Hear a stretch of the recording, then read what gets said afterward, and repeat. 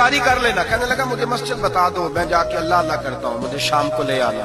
افطاری ہمارے ساتھ اس کی طے ہو گئی, مسجد چلا گیا.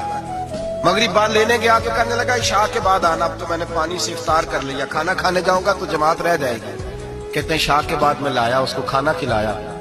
رات گہری ہو گئی تو میں نے کہا تو سو نہیں جاتا؟ میں نے لگا کوئی حرج نہیں, کبھی دور مزدوری کرنے نکل جاؤں تو رہ بھی جاتا ہوں, گھر والوں کو پتا ہے. کہتے میں نے مسافر خانہ کھولا, یوں سمجھیے ڈرائنگ روم بیٹھک میں نے کھولی, اس کو سلا دیا.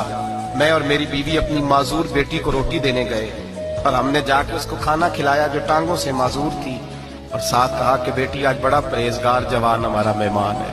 آج چڑھتی جوانی اور تقوی کی روشنی اس کے چہرے سے چمکتی, کیا بات ہے, بڑے ہی اچھے گھرانے کا تربیت یافتہ ہے. کہتے ہیں بچی کو کھانا کھلا کے لوٹے, اپنے کمرے میں سو گئے, بیٹی اپنے کمرے میں لیٹ گئی.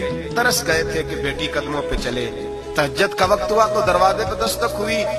بڑی بے چینی کے ساتھ اٹھے میاں بیوی, کون ہے؟ بیٹی کی آواز آئی, ابا جی دروازہ جلدی کھولیں. کہتے ہیں کلیجے پھٹنے لگے, ذہن بکھرنے لگے.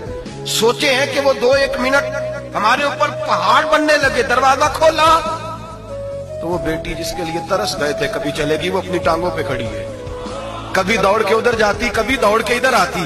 بیٹیاں پریشانی کا فون کر دے تو پھر بھی آنسو نکل آتے ہیں, اور بیٹی گھر میں خوشی آ جائے